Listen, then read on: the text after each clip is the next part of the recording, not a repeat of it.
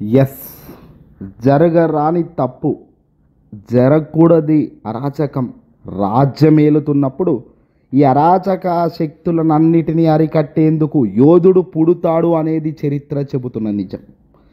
అవకాశం వచ్చింది మంచిని నిరూపించుకోవడానికి, అవకాశం వచ్చింది మంచిని మరింత పంచడానికి, అవకాశం వచ్చింది మరింత మంచి చేయడానికే తప్ప నీ ఉగ్రరూపాలను చూపించడానికి కాదు. ఆంధ్రప్రదేశ్ రాష్ట్రంలో ఇప్పుడు కనిపిస్తున్న అంశాలు ఇవే. అధికారంలోకి వచ్చిన కూటమి సర్కార్ ఏడాది కాలంగా చేస్తున్న అరాచకాలు, ప్రస్తుతం ఏకంగా ఎక్కడైతే వేలు పెట్టకూడదో అదే ప్రాంతంలో వేలు పెట్టి బగ్గుమనిపించుకునే కార్యక్రమాలకు శ్రీకారం కూడా చుట్టారు. తాజాగా పులివెందుల జగన్మోహన్ రెడ్డి గారి, మాజీ ముఖ్యమంత్రి గారి సొంత అడ్డ, తండ్రి వైఎస్ రాజశేఖర రెడ్డి గారి నుంచి కావచ్చు, జగన్మోహన్ రెడ్డి గారు నేటి కాలం వరకు వైఎస్ఆర్ కుటుంబంలో చెరగని ముద్ర పులివెందుల అడ్డ.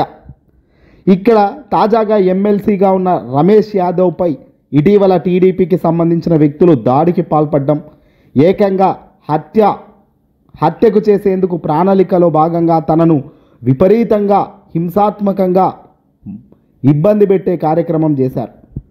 జెడ్పీటీసీ ఉప ఎన్నికలను హింసాత్మకంగా మారుస్తున్నారంటూ తాజాగా పెద్ద ఎత్తున ఇప్పుడు రియాక్షన్స్ వస్తున్నాయి. వాస్తవానికి గూండాలకు సంబంధించిన దాడులు చేస్తున్నప్పుడు మేము ఈ పనులు చేయడం లేదని కానీ, మేము ఈ పనులతో ప్రోత్సాహం ఇవ్వడం లేదని కానీ, మాకు ఈ పనులకు సంబంధమే లేదని కానీ ఇలాంటివేవి కూడా టీడీపీ ఇప్పటిదాకా చెప్పడం లేదు, రాబోయే కాలంలో చెబుతుందన్న ఆశ లేదు. కానీ తెర వెనుక మాత్రం టీడీపీ వీళ్ళందరికీ మద్దతు ఇస్తుంది. దాడి జరిగిన ఇంతసేపు అయినప్పటికీ, పులివెందుల ఘటన ఇంత దారుణంగా జరుగుతున్నప్పటికీ, ఏకంగా ఒక బీసీకి సంబంధించిన వ్యక్తిపై, ఎమ్మెల్సీ రమేష్పై ఉప ఎన్నికలకు సంబంధించి రాబోతున్న ఉప ఎన్నికల్లో గెలవాలన్న లక్ష్యంతో టీడీపీ గూండాలు ఇలా బెదిరింపులకు పాల్పడడం కరెక్టేనా? మరి దాడి చేసిన వారు పోలీసులు ఇంకా గుర్తించలేదా? గుర్తించినా కూడా పైనుంచి ఉన్న ఒత్తిడితో అరెస్టు చేయకుండా ఉన్నారు. దీనికి మూలంగా ప్రశ్నించేందుకు ఈరోజు ఏకంగా అవినాష్ రెడ్డి గారితో సహా వైఎస్ఆర్సీపీ పార్టీకి సంబంధించిన పెద్దలు సతీష్ రెడ్డి వీళ్ళందరూ కూడా పులివెందులకు సంబంధించి డిఎస్పీ ఆఫీస్ దగ్గరికి వెళ్ళి కూడా వీళ్ళంతా కూడా లేఖ రూపంలో డిఎస్పీకి సమర్పించే కార్యక్రమంలో డిఎస్పీ అక్కడ చెబుతున్న వ్యాఖ్యలు వింటున్నా చూస్తున్నా నిజంగా ఆశ్చర్యం కలుగుతుంది. ఎందుకయ్యా అంటే, డిఎస్పీ స్థాయిలో ఉన్న వ్యక్తి ఒక పద్ధతి ప్రకారం లేఖ ఇవ్వడానికి వచ్చిన వ్యక్తులతో ఎలాంటి మాటలు మాట్లాడాలి? మీకు జరిగిన అన్యాయం ఖచ్చితంగా తప్పే, ఎవడు చేసినా వదిలే పరిస్థితి ఉండదు.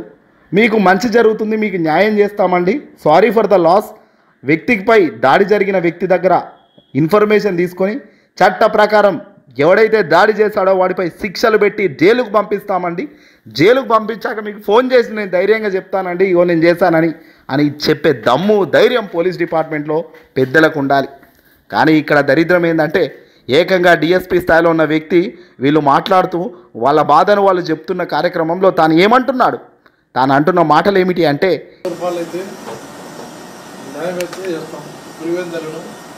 గతంలో ఏ రకంగా ఉందో అంతకన్నా రెట్టింపు స్థాయిలోనే శాంతి భద్రతలో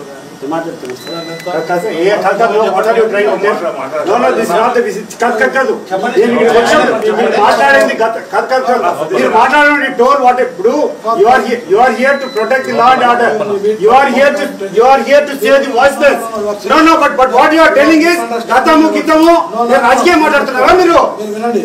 మీ డ్యూటీ ఇది. ఇక్కడ ప్రాణాలు మానాలు ఆస్తులు కాపాడుతున్న బాధ్యత దాన్ని పక్కన పెట్టి రాజకీయ స్పీచ్ ఇస్తారా మీరు? ఇప్పుడు అనేది ఏంటండి? గతము కాదు, ఈ రోజు డిఎస్పీ, ఈ రోజు అండి మీరు గతంలో మీరు కాదు డిఎస్పీ, ఈ రోజు మీరు DSP. Today it is your duty to protect law and order here, but you are talking about something. ఎన్నమా గురించి ఏమో మాట్లాడుతున్నారు మీరు? ఏకంగా అవును, గతంలో కన్నా ఇప్పుడు ప్రస్తుతం లా అండ్ ఆర్డర్ చాలా బలంగా పనిచేస్తుంది, గతంలో కన్నా లా అండ్ ఆర్డర్ ఈసారి ఇంకా బాగుందండి, ఎక్కడ ఏం జరగలేదు, సరే మీరు అంటున్నారు కదా అన్నట్టుగా తాను సంపాదిస్తున్న తరుణంలో వైఎస్ఆర్సీపీ పార్టీకి సంబంధించిన పెద్దలు, ప్రముఖులు సతీష్ కుమార్ గారు ఆగ్రహించారు. అసలు నువ్వు రాజకీయాలు మాట్లాడాల్సిన అవసరం ఏముంటుందయ్యా? నువ్వేమో రాజకీయం చేస్తున్నావా? పోలీసుగా నువ్వు ఉన్న పోస్టుకు సంబంధించిన పనేం పని? కేవలం న్యాయం చేయడం మాత్రమే. అన్యాయపు జరుగుతుంది, దాడులు జరుగుతున్నాయి అని చెబుతున్నప్పుడు న్యాయంగా స్పందించాలి. ముందస్తుగా మా వాళ్ళు మీకు లేఖలు ఇచ్చారు. దాడి జరిగేలా ఉంది, మాకు బెదిరింపు ఫోన్ కాల్స్ వస్తున్నాయి, ఇన్ఫర్మేషన్ వస్తుంది, మిమ్మల్ని కొడతామంటున్నారు, మమ్మల్ని రక్షించండి అని ముందస్తుగా మీకు లేఖ రూపంలో వీళ్ళు మా పార్టీ వాళ్ళు మీకు మీ వద్దకు వచ్చారు. మీ బాధ్యత ఏముంటుందో మీరు ఆలోచించాలి. జరగరాని నష్టం జరుగుతూ పోతున్న తరుణంలో మీరు రాజకీయం మాదిరిగా గతం అని మాట్లాడుతున్నారు. గతంలో మీరు అసలు డిఎస్పీ అయినా? 5 ఏళ్లకు ఓసారి రాజకీయంలో మేము పార్టీ వస్తుంటుంది పోతుంటుంది, కానీ డిఎస్పీగా నువ్వు ఎప్పుడొచ్చావు? పులివెందుల మా సొంత గడ్డాలో నిలబడ్డామయ్యా అంటూ పులివెందులకు సంబంధించిన సతీష్ కుమార్ రెడ్డి గారు చాలా గట్టిగా ఆగ్రహించారు. ఏది ఏమైనా రాజకీయం అన్నది పోలీస్ డిపార్ట్మెంట్లో కూడా దారుణానికే పోతున్న తరుణం ఈజీగా కనబడుతుంది. గ్రౌండ్ లెవెల్లో పార్టీలు బలాలు పెంచుకునేందుకు ఇబ్బంది పెట్టడం, భయపెట్టడం తరచూ మనం చూస్తూనే ఉన్నాం. కానీ ఇదైతే మంచి సంస్కృతి కాదు. చంద్రబాబు నాయుడు గారు ఈ సంస్కృతికి చెక్ పెట్టి 40 ఏళ్ళ సీనియర్ అని చెప్పుకుంటే బాగుండు. ఇలాంటి సంస్కృతికి అడ్డుకట్ట వేసి ఇదిరా ఒక పెద్ద మనిషిగా నేను తీసుకుంటున్న గొప్ప నిర్ణయం అని చెబితే బాగుంటుంది. కానీ ఇవేవి చేయరు టీడీపీ పార్టీకి సంబంధించిన పెద్దలు. బెదిరింపులు, భయభ్రాంతులకు గురి చేయడం. మరో 4 ఏళ్ళు ఎలాగో అధికారం మీరు ఎంత మొత్తుకున్నా మీకు రాదు కాబట్టి అనుభవించండిరా అంటే కరెక్ట్ కాదు. వాళ్ళ సమయం వచ్చినప్పుడు నిజంగా సినిమా బాగుంటుందా? గెలకరాని చోట గెలుకుతూ పోతున్నారు. పులివెందుల వాళ్ళ సొంత అడ్డాలో ఏలు పెట్టారు. ఈ రోజున ఏకంగా జగన్ రేపు అధికారంలోకి వచ్చిన తొలి రోజే పులివెందుల నుంచే ప్రారంభం కాక మరొకటి అవుతుందా?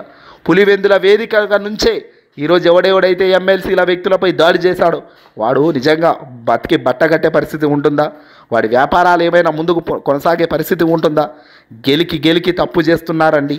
ఇలా చేయకూడదు అంటున్నారు ఈరోజు ఆంధ్రప్రదేశ్లో చాలామంది ప్రముఖులు. ఇలా పోయి తప్పులు చేసుకుంటూ పోయి రేపు లబోదిబోం అంటూ పోతే మాత్రం మేము మాట్లాడే పరిస్థితి ఉండదు అంటున్నారు. ఏదేమైనా న్యాయం జరగకపోయినా పర్వాలేదు, కానీ అన్యాయం మాత్రం విపరీతంగా జరుగుతూ పోతుంటే సహించలేమంటున్నారు. తాజాగా ఉప ఎన్నిక సందర్భంగా గెలుపు మాదే అంటున్నారు. ఉప ఎన్నికల్లో జెడ్పీటీసీ, ఎంపీటీసీ ఎన్నికల్లో ఖచ్చితంగా మేము గెలుస్తాం, కానీ గెలుపోటములు సమస్య కాదు.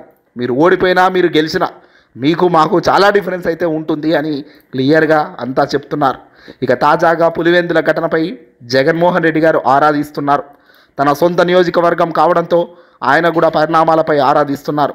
టీడీపీ శ్రేణులు మూక దాడులు గాయపడిన 4గురిని బుధవారం సాయంత్రం ఆయన ఫోన్లో మాట్లాడారు. ఈ క్రమంలో చోటు చేసుకున్న అరాచకాలపై ఆయన ఆగ్రహం వ్యక్తం చేశారు. పులివెందుల జెడ్పీటీసీ ఉప ఎన్నిక నేపథ్యంలో టీడీపీ గుండాలు ఇంతగా బరితెగిస్తారా? పోలీసులు చూస్తుండగానే ఎమ్మెల్సీలుగా ఉన్న వైఎస్ఆర్సీపీ పీసీ రాష్ట్ర అధ్యక్షుడైన రమేష్ యాదవ్పై దాడికి దిగుతారా? ఈ దాడిలో మరో నేత వెల్పల్లి రాము కూడా తీవ్రంగా గాయపడ్డారు.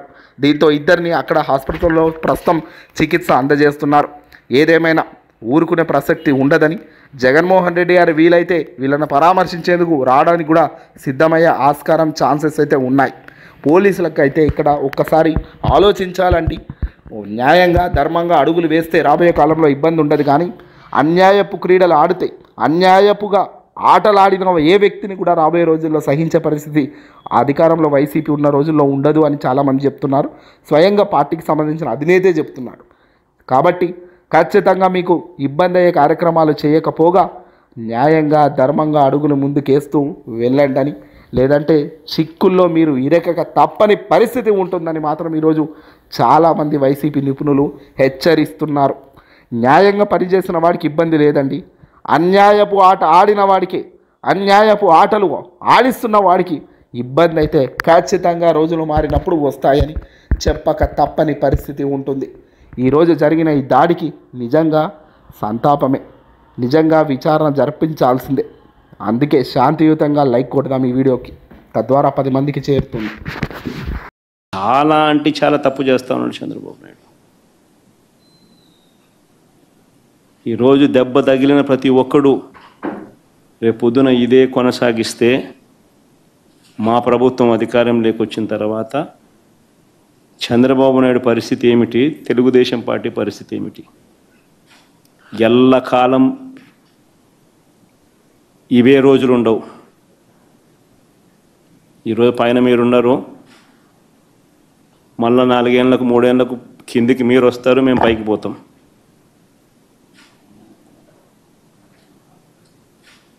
కానీ మీరు చేసే ఈ తప్పుడు సాంప్రదాయం రేపు విషవృక్షం అవుతుంది.